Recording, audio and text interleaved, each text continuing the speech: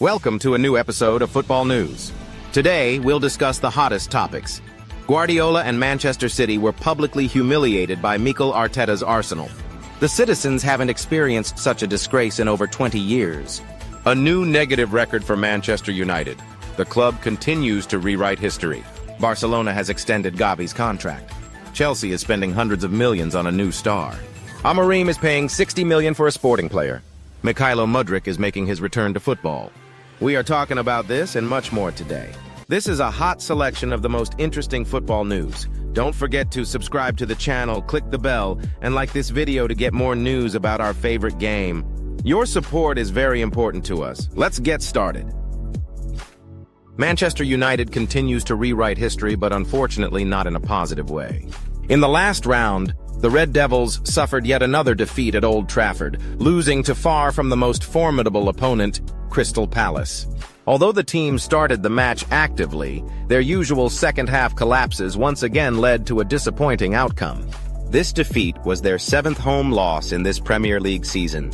Such a dreadful home record in the first 13 matches hadn't happened to United since the late 19th century. However, the club's management understands that reinforcements are urgently needed and is already actively working on new signings. According to reports, United may complete 3 transfers on the final day of the transfer window. Who could the Red Devils sign? 1. Patrick Dorgu. The Lecce defender has already officially joined Manchester United. 2. Aiden Heaven. The young talent was snatched from Arsenal. Now, United wants to strengthen their attack and is considering several options. Leon Bailey, Aston Villa. Journalist Florian Plettenberg reports that United is interested in the Jamaican winger. The club recently negotiated with Aston Villa over Marcus Rashford's transfer, so talks could proceed quickly and successfully. Christopher Nkunku, Chelsea, potentially one of the biggest deals. Chelsea needs to offload players and reduce their wage bill, while United needs a creative attacking player. If the deal happens, it could benefit all parties involved. Mathis Tel, Bayern Munich. Loan negotiations are still ongoing. The German club insists on a mandatory buyout, but United is hesitant about such conditions. Meanwhile, the Portuguese outlet Ebola made a bold headline. Manchester United has agreed on the transfer of Sporting's 17-year-old forward Giovanni Kenda.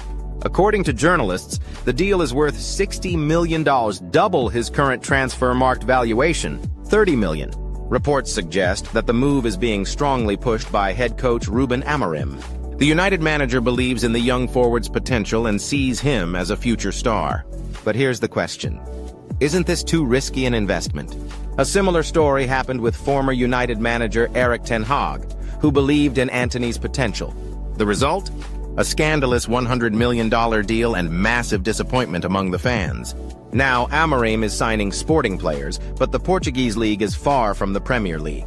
The English game demands different physicality, speed, and adaptation, which not every player can handle. United needs a strong, experienced central forward who can score goals immediately. Instead, they're ready to spend $60 million on a 17-year-old. Considering United's financial situation, this move seems questionable. If money is already tight, perhaps they should invest in strengthening the attack instead of another lottery ticket. Signing young talents is fine, but if the main argument for a transfer is a coach's past relationship with a player, that raises questions. We've seen this before with Ten Hag and Ajax, and we all know how that ended. Will United make big moves on deadline day, or will their season continue to spiral? We'll find out soon. It seems that Manchester United is not willing to let Alejandro Garnacho go easily.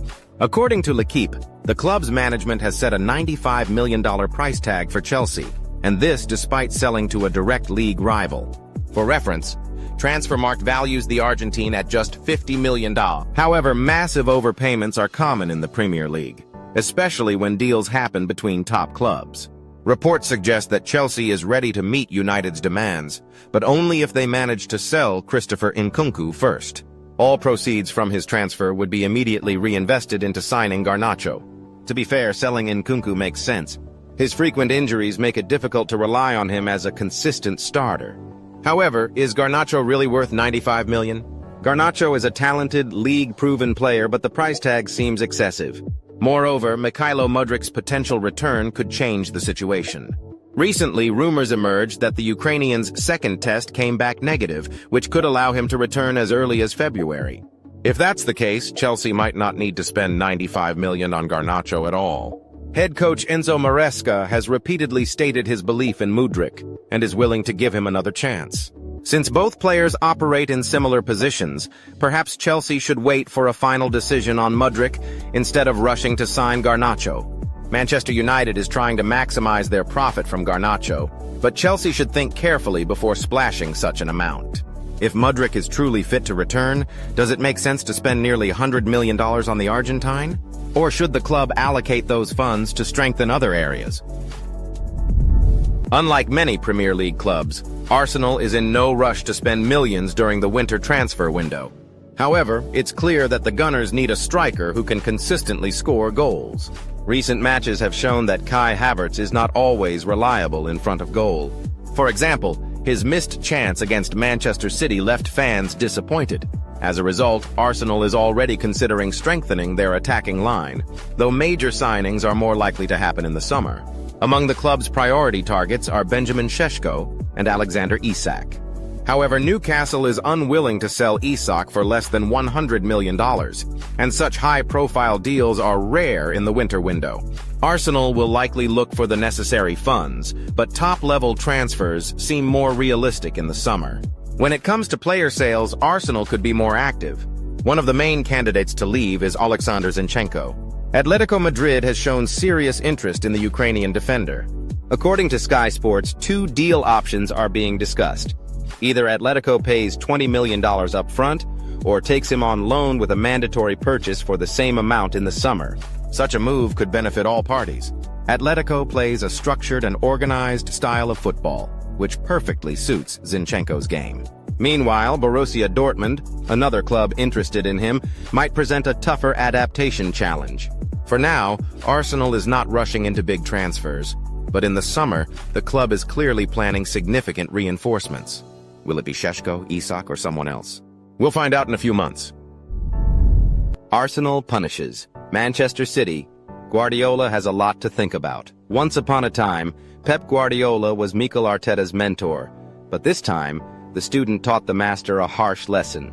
Arsenal didn't just beat Manchester City, they humiliated them, both in scoreline and performance.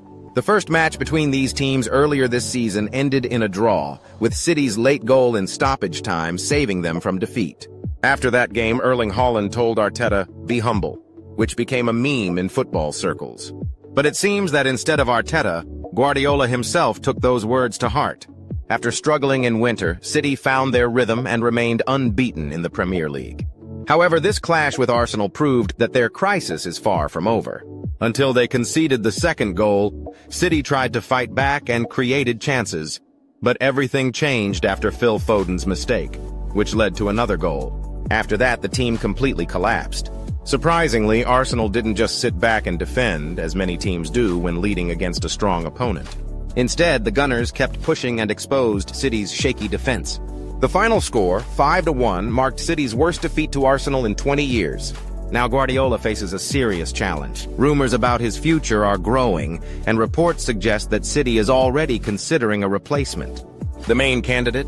Xabi Alonso, who is currently shining with Bayer Leverkusen. If City's results don't improve, this managerial change might happen much sooner than expected. Following Pedri's contract renewal, Barcelona has secured another key star, Gavi. The Catalan club has officially announced a new deal with the young Spanish midfielder, extending his contract until 2030. The player himself didn't hide his emotions. "I'm very happy to stay at the club I love. I hope to spend many more years here," so Gavi said after signing the contract. The financial details of the deal remain undisclosed, but it's clear that Barcelona has done everything to keep one of its most promising players. According to Transfermarkt, Gavi's market value is currently $80 million. However, in recent months it has dropped slightly, by $10 million. This is likely due to his long recovery from injury, which has impacted his form. Nevertheless, extending his contract is a logical move for the club, even if Barcelona decides to sell Gavi in the future. Having a long-term deal ensures they can negotiate favorable terms, rather than losing him for free. That's all for today. Don't forget to subscribe to the channel and like this video, and be sure to watch our previous video. It just appeared before your eyes right now. See you. Good luck to everyone. Goodbye.